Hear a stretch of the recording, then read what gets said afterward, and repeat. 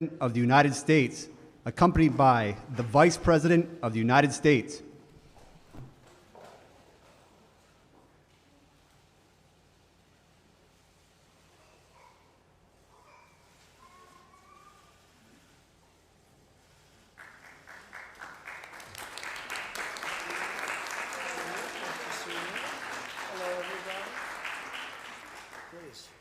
Thank you. Great to have you here. Nice group, some familiar faces. So thank you all very much for being at the White House, very special house, very special place. I'm grateful to be joined by citizens whose lives have been saved by law enforcement heroes, and that's what they are, they're heroes. And they're being very unfairly treated over the last long period of time, but over the last few years, it's terrible what's happening. We're also joined by two amazing officers, South Carolina Deputy Sheriff William Kimbrough. Where's William? William? What happened to William? Okay. Oh, okay. That's a good excuse. That's good. And Palm Beach County Deputy Sheriff Corey Reese. Hi, Corey. Good. In recent weeks, our country's police officers have been really under siege. I want to thank, first of all, I do want to thank Vice President Pence for all the work he's done on this, and in particular, Attorney General Bill Barr, because the job he's done has been amazing. It's been 24 hours a day. I guess I could say 28 hours a day, right? It never ends, but it's been a great job that you've both done. We appreciate it. Mike, we appreciate it very much. But our officers have been under vicious assault, and hundreds of police have been injured and several murdered. You've been reading about it just like I've been seeing it. Reckless politicians have defamed our law enforcement heroes as the enemy. They call them the enemy. They actually go and say they're the enemy, and even call them an invading army. These radical politicians want to defund and abolish the police from our nation. At first, when I first heard it, I said, well, that's just something that they're saying that doesn't, but they actually are trying to do it. You look at what's going on in Minneapolis, you look at what's going on in many Democrat-run areas. But they want to defund and they want to abolish. Far-left mayors are escalating the anti-cop crusade, and violent crime is spiraling in their cities. It's all far-left cities where they have no understanding of what has to be done. They don't have a clue. And I will say that we put on a very powerful rule and law that you get 10 years, you knock down a monument. If it's a federal monument, you go to jail for 10 years. And if it's anything else, we tell them we work with the states to help them. But if you do anything where it's a federal monument, and there are a lot of them up there, and nobody's been attacked, nothing's been attacked since we did, 10 years in jail, monument or statue. In one recent week in New York City, this is hard to believe, shootings were up 358%, and yet they spend all their time, they want to do Black Lives Matter signs outside of Trump Tower. They ought to spend their time doing something else, because I'll tell you what, 358% increase in shootings in New York. Last month, over 300 people were shot. NYPD retirements have quadrupled, and they're going up even further. And New York City is out of control. Unfortunately, my place, I love it, but it's out of control. It was doing so well. And Rudy Giuliani, whether you like Rudy or not, he did a great job. He was the greatest mayor in the history of New York. Murders in Atlanta are up 133% compared to the same period last year. And one of the victims was an 8-year-old girl, and we've had younger than that in Chicago last weekend. In the last 2 weeks, 105 Americans were shot in Philadelphia and Minneapolis. The city voted to disband the police department and cut it way down, but disband it ultimately. The radical politicians are waging war on innocent Americans. That's what you're doing when you play with the police. My administration is pro-safety, pro-police, and anti-crime, and I will say, I just see a new number came in from Chicago. This weekend was a scourge. This weekend was, I guess, 20 people killed and many shootings, many shootings, far worse than the last week. So things are happening that nobody's ever seen happen in cities that are liberally run. I call them radical lib, and yet they'll go and march on areas and rip everything down in front of them. If that's what you want for a country, you probably have to vote for Sleepy Joe Biden because he doesn't know what's happening. But you're not going to have it with me. So we've been very strong on law enforcement. We'll be doing things that you'll be, I think, very impressed with. Numbers are going to be coming down, even if we have to go in and take over cities, because we can't let that happen. When you have 20 people killed, 22 people killed in one weekend in Chicago, and you have 88 shootings, it's not even conceivable. That's worse than Afghanistan, I hate to say it. That's worse than any war zone that we're in by a lot. It makes them look like tame places by comparison, so we're not going to let it go on. We're not supposed to wait for them to call, but they don't call. We've asked Chicago, would you like us to go in and help? And they don't want to say anything. And we've called many of the cities, would you like us to go and help?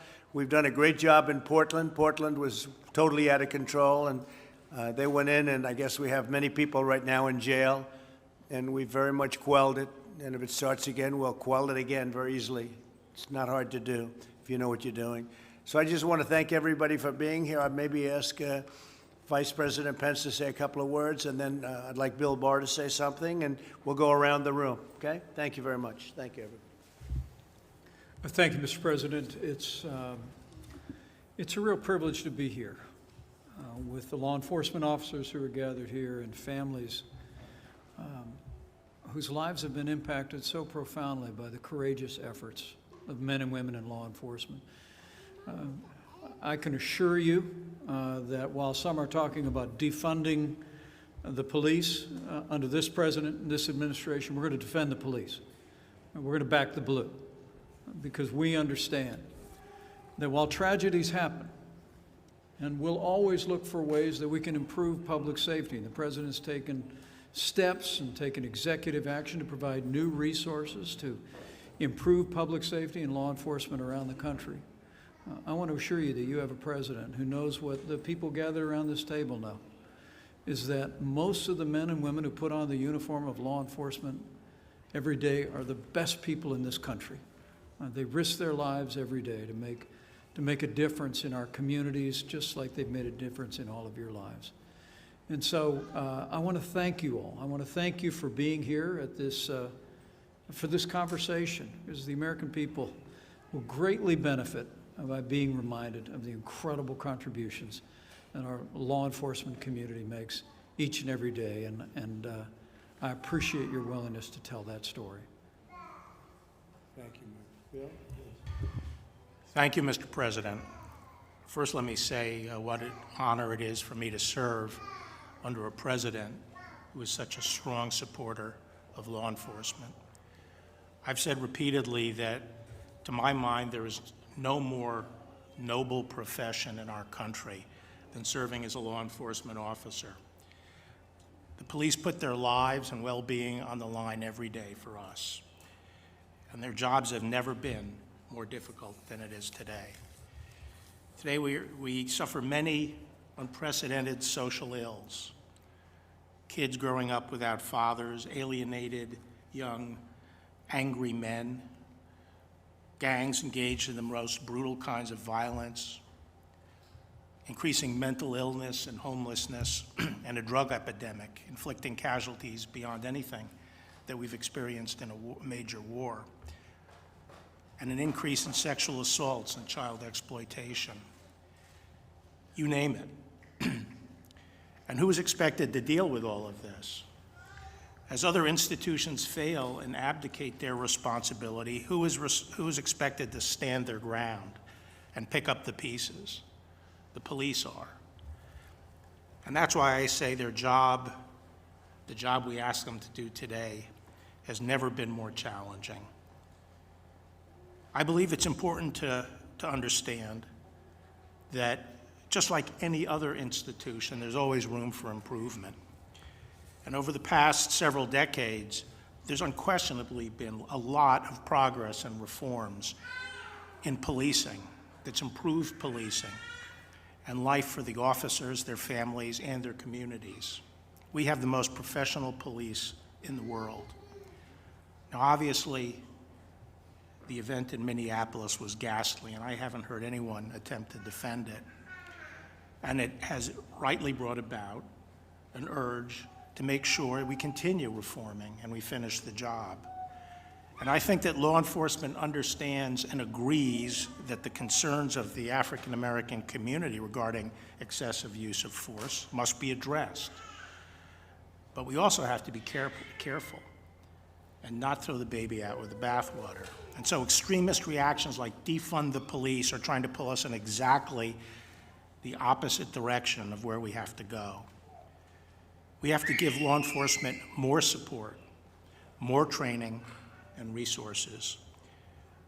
And I think the executive order that the president signed last month strikes exactly the right balance. It's supportive of the police, and it also addresses legitimate concerns about excessive force. So our nation needs to gain a renewed appreciation of the noble work done by our police officers in protecting our communities. And I thank the president for convening this roundtable to highlight the good work done by our men and women in blue. Thank you, Mr. President. Maybe what we'll do is we'll go around the room, and maybe you could introduce yourself and explain exactly what's going on. You have an incredible story, please. Hi, my name is Kamira Boyd. I'm from Charleston, South Carolina. Well, on June 11th, 2019, my baby started choking on breast milk, and the first thing I started to do was just run out the house and jump in the car. While leaving out of my neighborhood, Officer Kimbrough came. He was coming into the neighborhood, and he immediately pulled me over, and we immediately jumped out, and he just took her from my arms and proceeded helping her. And yeah, thank you. Saved her? Yeah, saved her. Really? Wow. You don't hear those stories. That's why I think it's important to have a meeting like this, a little different, and it's the meeting that we should have about 100 times out of almost 100. This is the one because the police do such a great job, and there's an example. That's fantastic. That's fantastic. And did you know the gentleman on your left? Come on, let's go. Let's tell that story, please. What do you mean, like? No, do you know? Do you want to go ahead? Please, yes, go ahead. Mr. President, Vice President, Attorney General Barr, thank you for having us here, other distinguished guests. My name is William Kimbrough. I'm from Charleston, South Carolina. I work for the Berkeley County Sheriff's Office.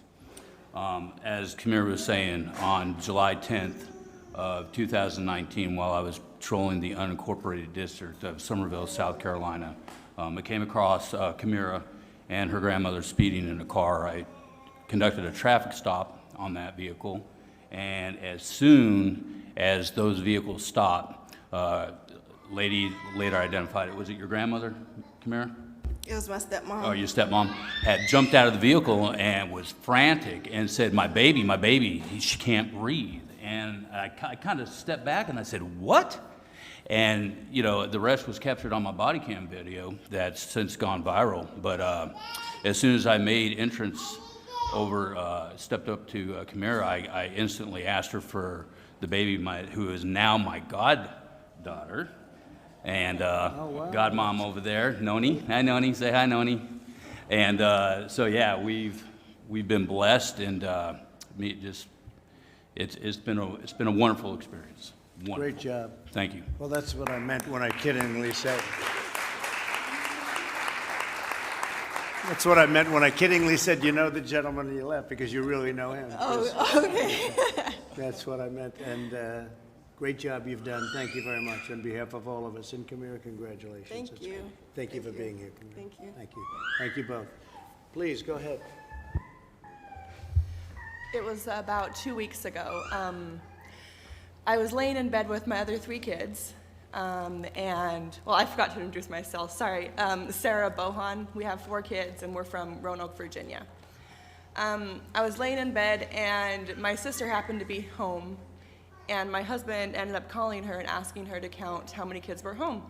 And she got up and looked inside of my boy Spencer's room, and he was not there. and his window was open. And so we instantly saw that he was missing.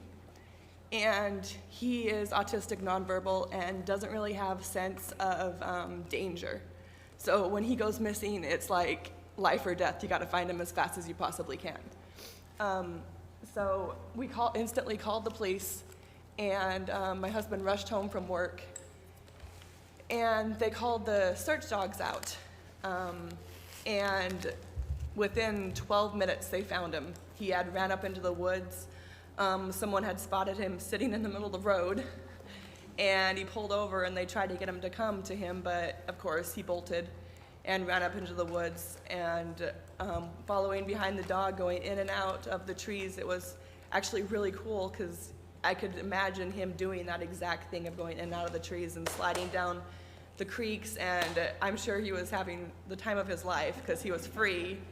But we were able to find him, and the dog's ears perked up right when he was within 15 feet, and I yelled his name, and he sat down, and I instantly ran over to him, and we were able to carry him back, and he was safe, and the only thing he had on him was 4 ticks, so he was good.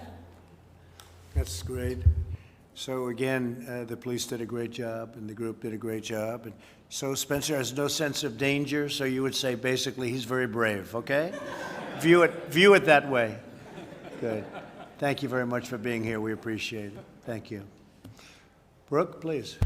Mr. President, thank you. I got to meet almost everyone. My name is Brooke Rollins. I have the extraordinary honor of serving this president as his domestic policy chief every day in this White House.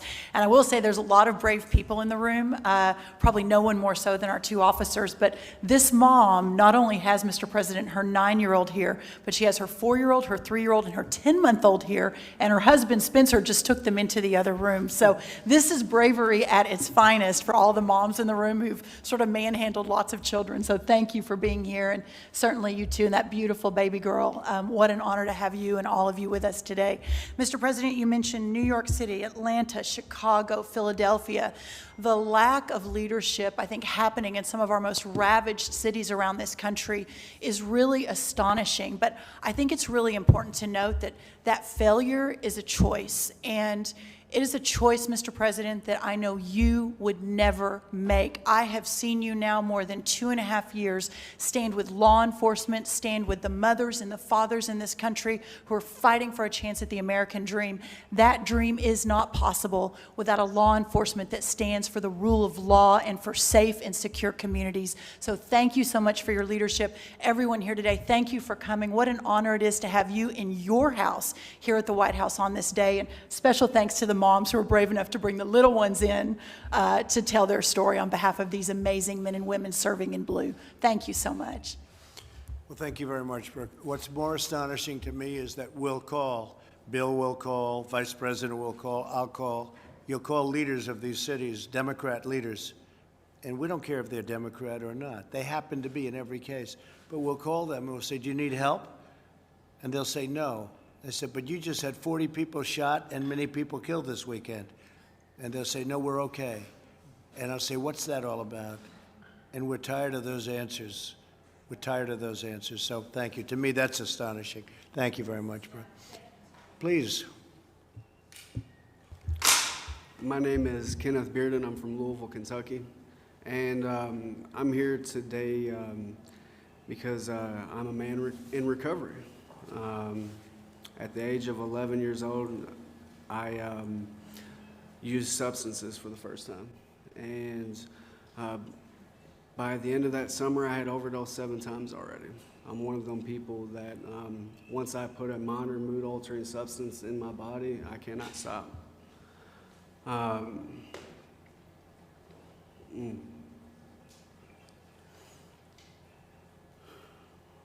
I did not stop using alcohol or drugs until the age of 24.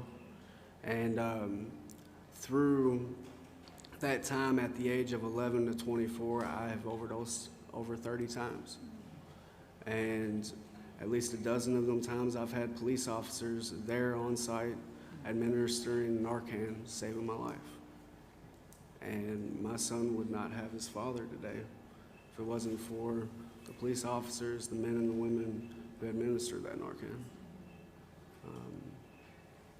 And just that, my son gets to have his dad today because of that. And I get to help others along the way because of police officers, because of the people who have helped me along the way. And I'm truly grateful to be here. And how are you doing now then? So that's a lot of times that you had Yes, difficulty. so, How are you so doing? I've got 6 years sober now, and Good. I am one semester away. I'm one semester away from having my bachelor's degree in social work. I have a house. I have full custody of my son. I work for Addiction Recovery Care as a community liaison, helping other alcoholics and addicts get into recovery and providing support for them. I'm living my purpose and my passion. That's fantastic, Joe. Thank you very much. That's an equally incredible statement. You understand what you're doing now, so that's great. 6 years, almost 6 years. That's fantastic. Sorry. Good luck. We'll see you in, let's say, celebrate in 10, okay? We'll see you in 10. Yes, sir. So we'll see you in another 4 years, all right? That's sir. fantastic news. Thank you very much. Appreciate it. Please. Good afternoon, Mr. President. Thank you so much for having me here today. Thank My you. name is Rhonda Norris. My story started when I was coming home from school one day. I teach. I was broadsided in an intersection by a truck who ran a red light. I have no recollection of the accident. My first memory was a policeman reaching through the shattered window and checking for a pulse. And I was in and out of consciousness, and he continuously urged me to stay awake and stay with him. Very soothing, very calm, and was calling on his radio for an ambulance and first responders, which his being there sped up the process dramatically. He's the one who told me, we're going to put a sheet over you to cut you out of the vehicle. I couldn't move. I was trapped in the vehicle, and also my injuries made me incapable of movement. He also followed the ambulance to the hospital. He gathered up all my personal belongings that he could find at the accident and brought them to my husband at the hospital and explained to him that I had regained consciousness. Stayed with my husband until the tests were done, and they said she's going to be okay. The most amazing thing to me about this state trooper is that he was off duty. He didn't have to do any of that. Right. He was just happened to be at the scene of the accident and immediately responded and sped up my rescue, and I'm eternally grateful to him for doing that. Well, that's great. Thank you very much. It's an incredible story. So how seriously, how long did it take to recover? How bad was it?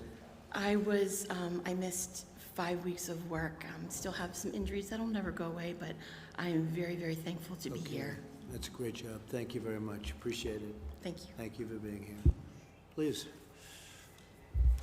Mr. President, I'm Perry Cleet, pastor of Lighthouse Baptist Church in Jonesboro, Tennessee. Good.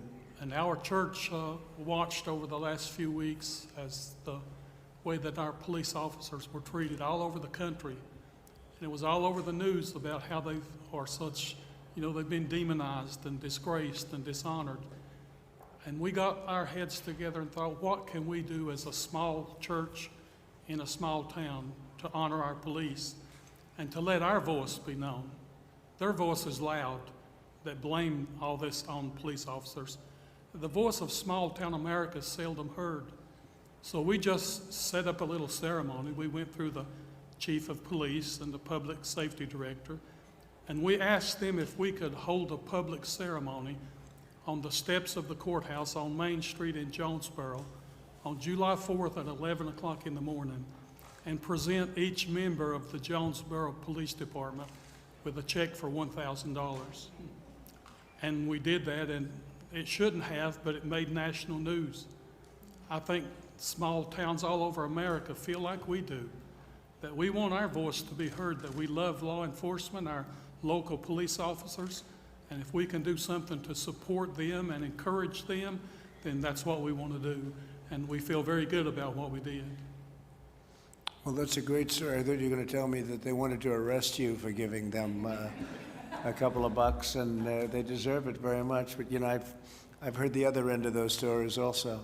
You're not allowed to do anything. And you're right about it. They've been, what the police have been going through over the last number of years, in all fairness. It's been starting, but it's never been like this, has it? It's never been like this. It's crazy. It's crazy. And they'll find out. It'll go the opposite direction, unfortunately, at some point. It'll go absolutely opposite when they see, and you're going to have some defunding and abolishing, and you'll see numbers like nobody would ever believe. And they're going to say, let's get our police back as soon as we can, right? But that's great what you just said. That's a fantastic thing. Yes, sir. We were thankful that it's a small town and a small police department. It was only 23 employees, so it wasn't that big a hit. That's but a lot. It was a blessing to them. That's a lot. That's a good job. Thank you very And much. Mr. President, I've already heard, I got a note written to the church that didn't identify the officer, but said I'm an 83-year-old widower. And one of the officers brought by a sum of money and gave to me to put back to pay my utility bills this winter, and told me it was a gift from Lighthouse Baptist Church.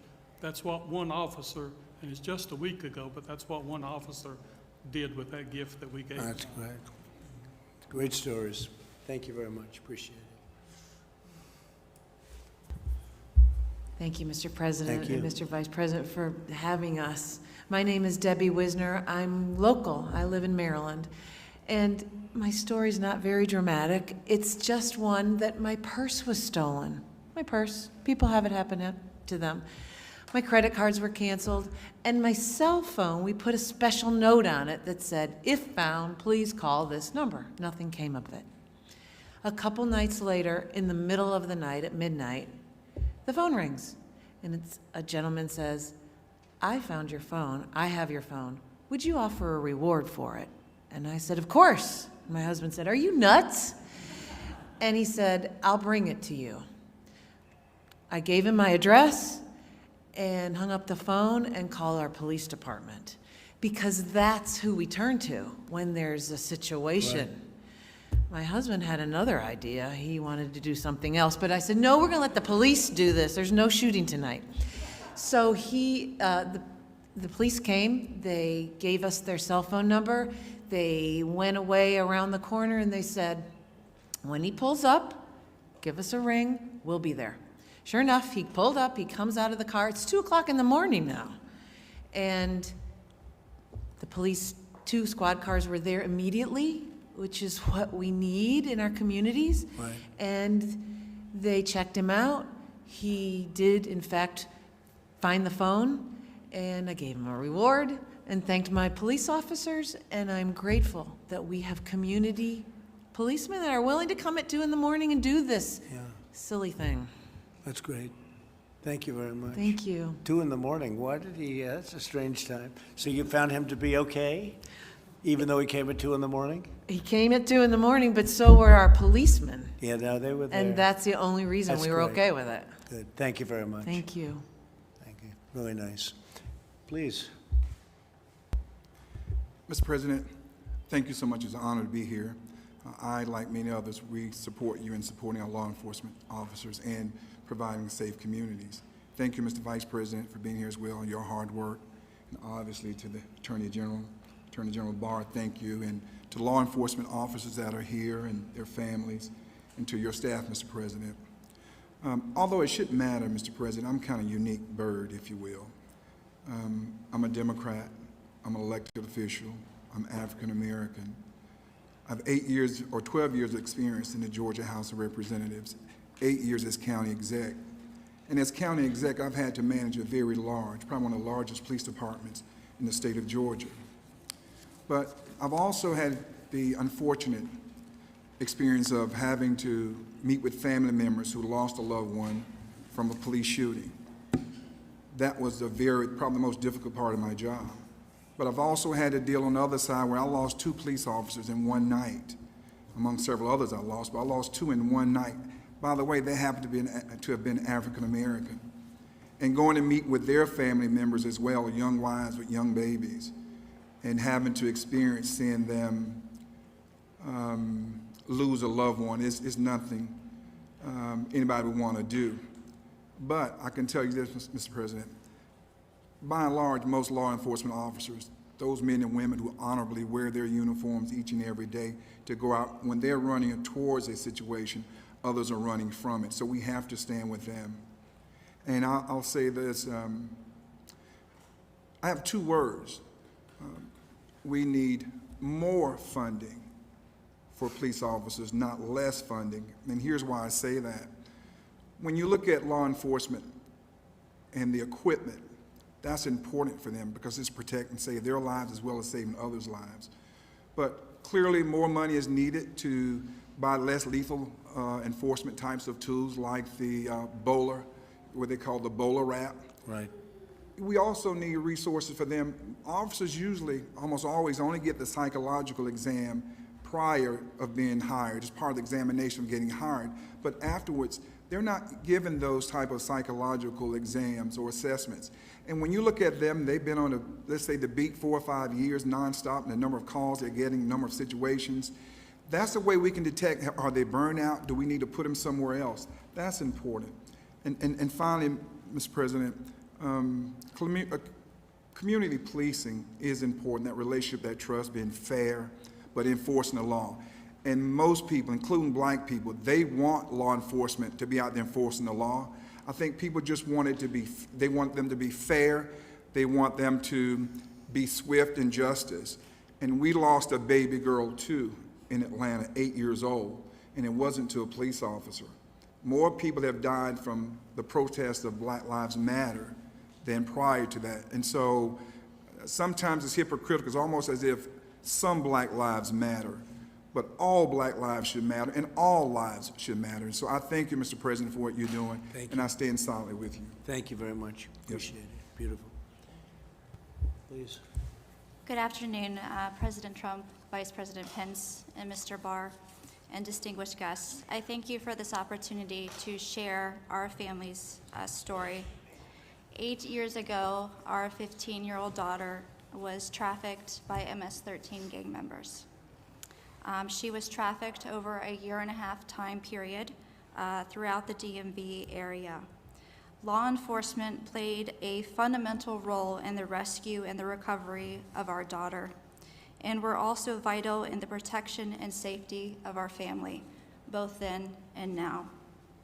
Initially, the officers handling our case, albeit well-intentioned, were not trauma-informed and not able to differentiate a runaway teen from a victim of human trafficking.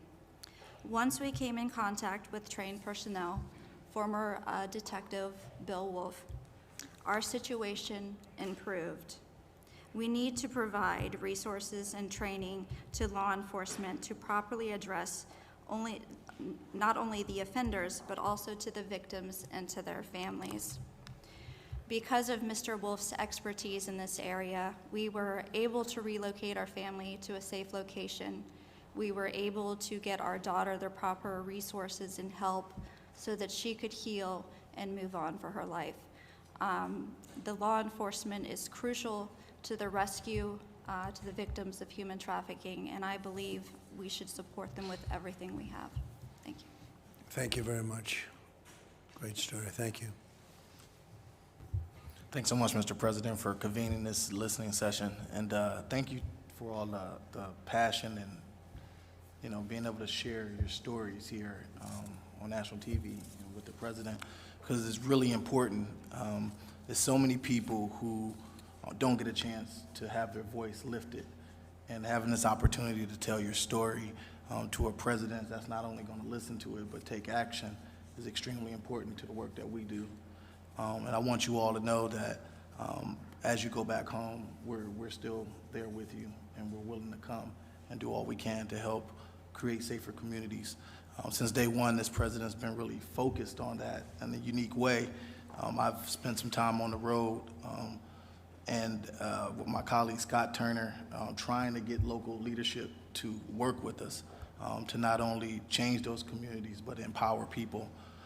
But having these sessions here is extremely important because most people don't know. Some people don't know the pain that you all go through. And so having that story be told to millions of people is extremely important. But I think what's most important is that we take this session here and create action, work with our police department empower our police department, empower our families, so that we can change what's happened over the last 20 years. It's no reason for places across the country in America to have more deaths than a war over in Iraq or Afghanistan. You know, that's not the country that we're about, and this president won't stand for it. And so thank you so much for your Mr. President, for your leadership. Thank you very much. You're doing a great job, too. Please. Thank you, Mr. President. I'm basically here in support of my daughter-in-law and my grandchildren, but I would like to say a personal thank you to Officer Reese here for saving my grandson. I will never forget it, and I will always be grateful. And I would also like to add that I'm a state employee. I work in the city of Atlanta, and I have seen a drastic change in law enforcement coverage in that area.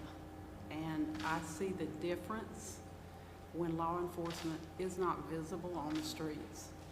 So we've had our challenges there, and it's peaceful now, but when there is a lack of law enforcement within a community, civility breaks down and crime increases.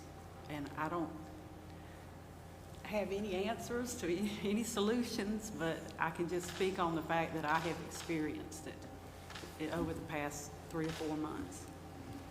And I thank you for your invitation here and for your time. Thank you very much. I appreciate it. Thank you.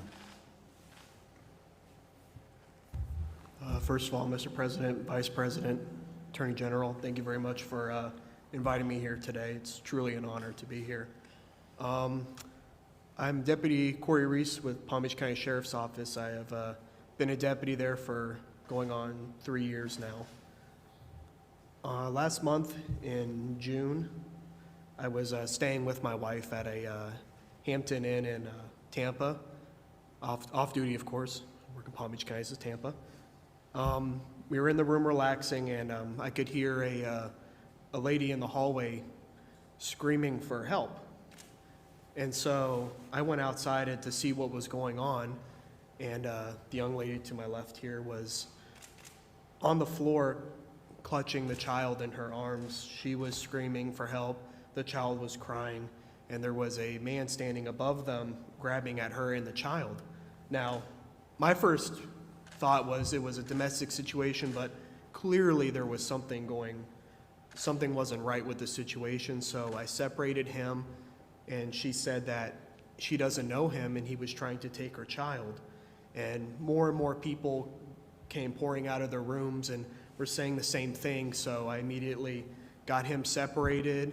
I had him sit down in the hallway, and I had someone else call Tampa PD, and they arrived, and at that point I just was keeping the peace between everybody because there were some people getting quite aggressive, with him. It's not, the right time. You have to let law enforcement handle it. It's not a time to take matters in your own hands. So at that point, it was mostly peacekeeping. But, I didn't think it would be as big of a deal as it ended up being until, the next day some people in the hallway were like, the video's gone viral. It was like 1 million views. And then I'm getting a call saying I'm invited to the White House. I mean, it was completely unexpected. I just doing what I was trained to do, what I was told to do, just being there, right time, right place, and that's it. Again, thank you for having me here. It's called natural instinct, right? More than anything else. Thank you very much. Great job. Appreciate it.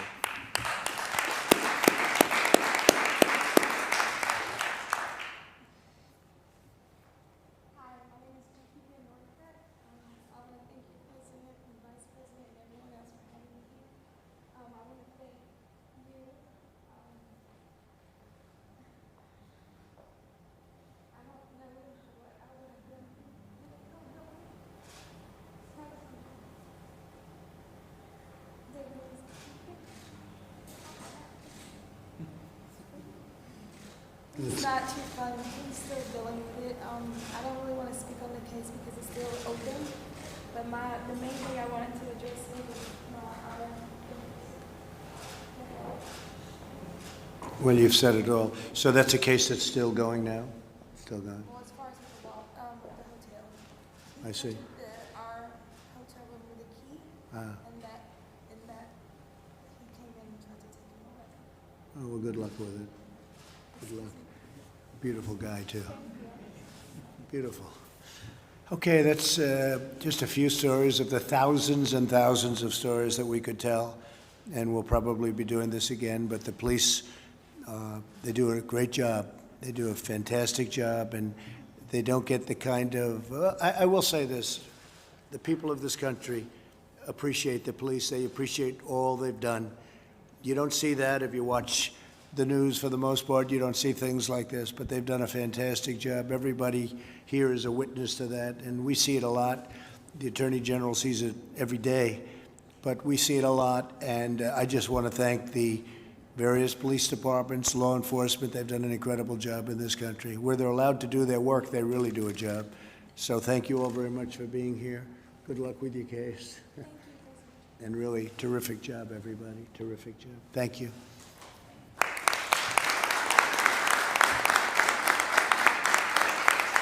Would anybody from the media like to ask anybody a question here? Steve, go ahead, please.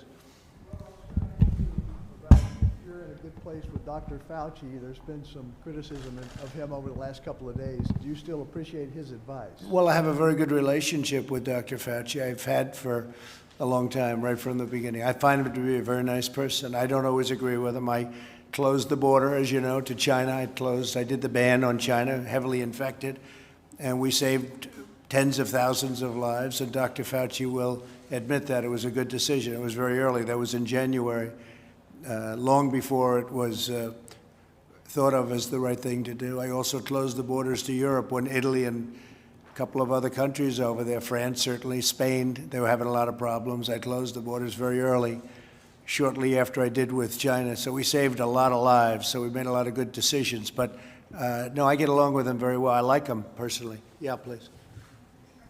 Pardon Michael Flynn? I can't hear you. Are you going to pardon Michael Flynn? Well, he's got a case going on right now. I think he would, I don't know this for a fact, but I think he's doing very well with respect to his case. I hope that he's going to be able to win it. And I don't have a decision to make until I find out what's going to happen. But I think he was persecuted. He didn't lie. Turned out he didn't lie. The FBI said he didn't lie. I think he was persecuted, and nobody understands what's going on with the Justice Department, which is so capable. They decided to take a view on it, and they decided that he should be, they were going to drop the case. So he's right now, meaning his lawyers and him, are embroiled in hopefully the final stages of what should have never happened. They treated him very unfairly, as they have many people on this side. Yeah, please. President Trump, you've said many times that the number of coronavirus cases is going up because testing is increasing. That's right. Do you acknowledge that it's going up for other reasons too? For example, that it's actually spreading? And what are you going to do to stop the spread? Well, you know that we have one of the lowest mortality rates anywhere. If you know, Biden and Obama stopped their testing. They just stopped it. You probably know that. I'm sure you don't want to report it. But they stopped testing. Right in the middle, they just went, no more testing. And on a much lesser problem than the problem that we have, obviously, with respect to, this is the worst thing that's happened since probably 1917. This is a very bad thing. All over the world, it's 188 countries right now. But no, we test more than anybody by far. And when you test, you create cases. So we've created cases. I can tell you some countries, they test when somebody walks into a hospital sick or walks into maybe a doctor's office, but usually a hospital. That's the testing they do, so they don't have cases, whereas we do. We have all of these cases, so, you know, it's a double-edged sword. At the same time, we have the lowest mortality, or just about the lowest mortality in the world. We're doing a great job. We're doing very well with vaccines, and we're doing very, very well with therapeutics. And I think we're going to have some very good information coming out soon. But we have the best and certainly the biggest, by far the biggest testing program anywhere in the world. If you tested China or Russia or any of the larger countries, if you just tested India as an example, the way we test, you'd see numbers that would be very surprising. Brazil, too. You know, Brazil's going through a big problem, but they don't do testing like we do.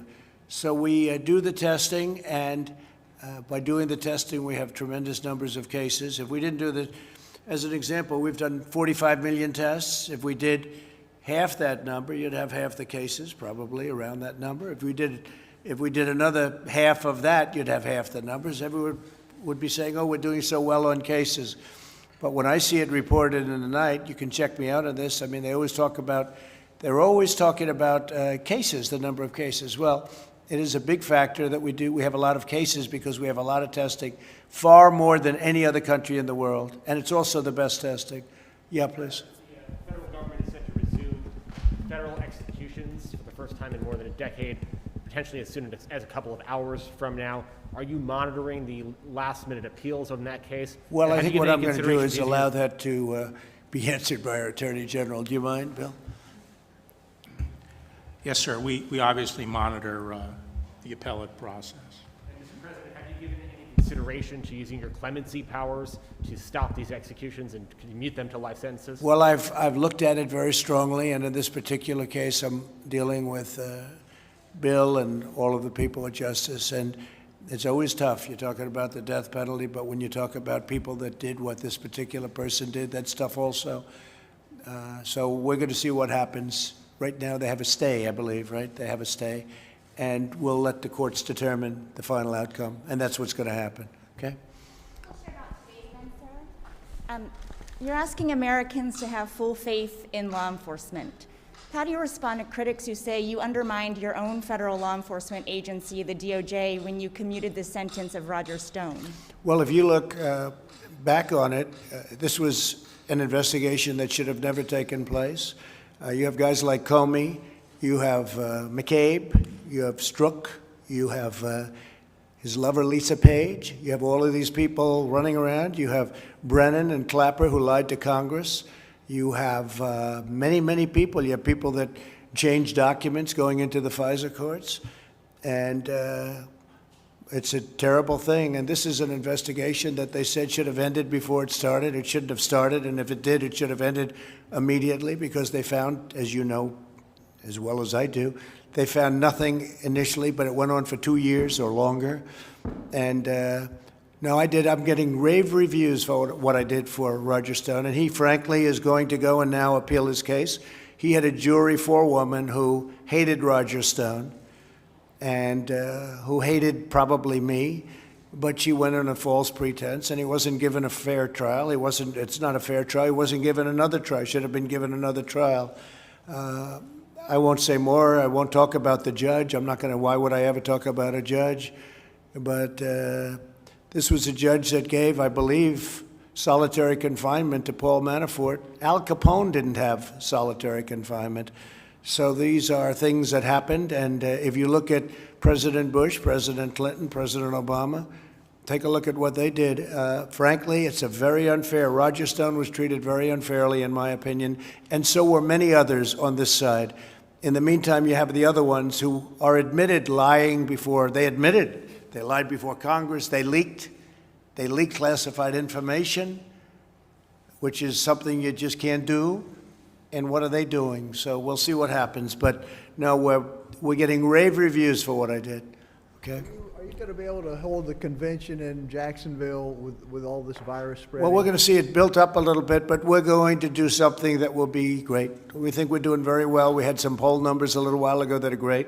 You know, it's the same story. It's suppression polls that we had in 2016, phony polls. Fake news, phony polls, same thing. And we're doing very well. We're doing well in Georgia. We're doing well in Texas. I read where I was 1 point up in Texas. I'm not 1 point up in Texas. We're many points up. I saved the oil industry. 2 months ago, I saved the oil industry. I created it. We became #1. We have millions of jobs, and we saved it. So Texas is not going to have to let go of millions and millions of people. Oklahoma, North Dakota, many states.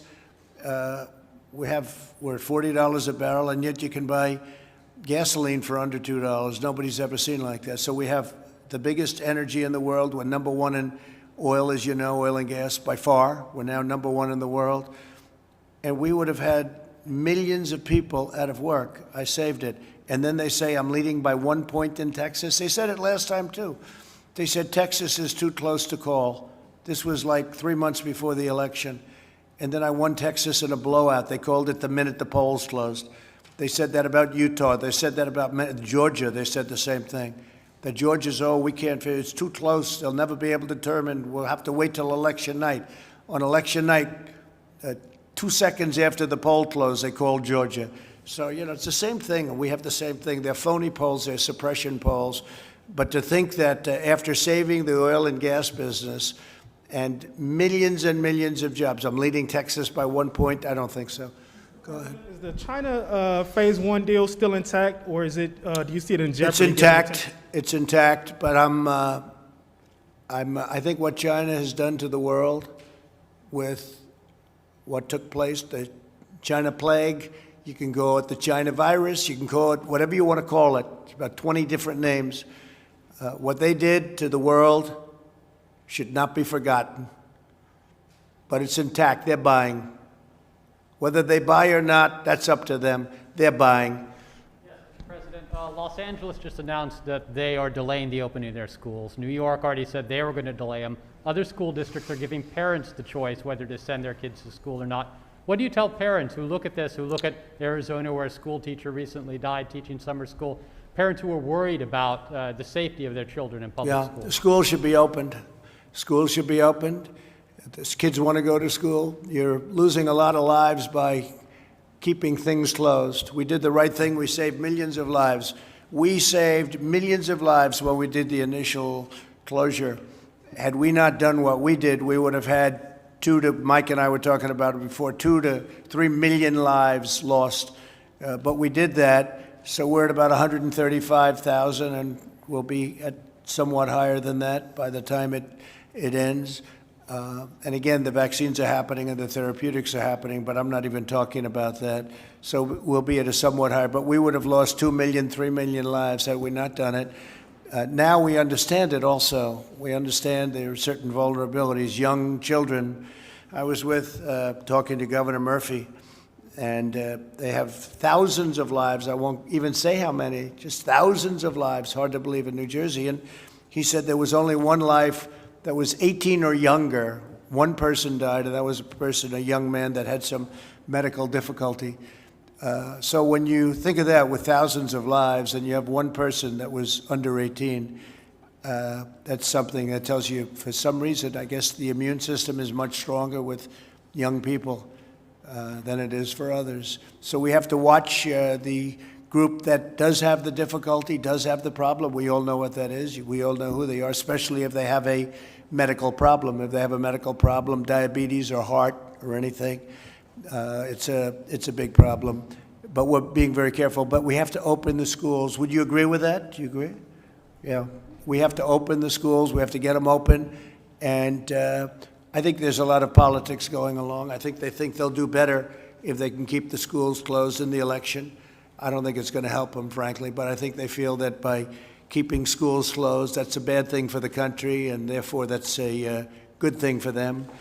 But they're the ones whose city's burning. I mean, can you imagine if the country was run like Chicago and like New York and like some of these other Democrat super radical left cities are run? You wouldn't have a country for very long, and the economy would crash. So we just set a brand new record today on NASDAQ again. This is now, I think, the 18th time since, and this is since after the problem. So we have a new stock market high for NASDAQ, and the other ones are getting very close. When I came here, the stock market was up almost 500 points today. The economy is rebuilding. Jobs are being produced at a record pace. We've never had a pace like this. And I will tell you, if Biden got in, this economy would be destroyed. You know, he was in office for 48 years, and what he did was not great. Almost every decision was a wrong decision.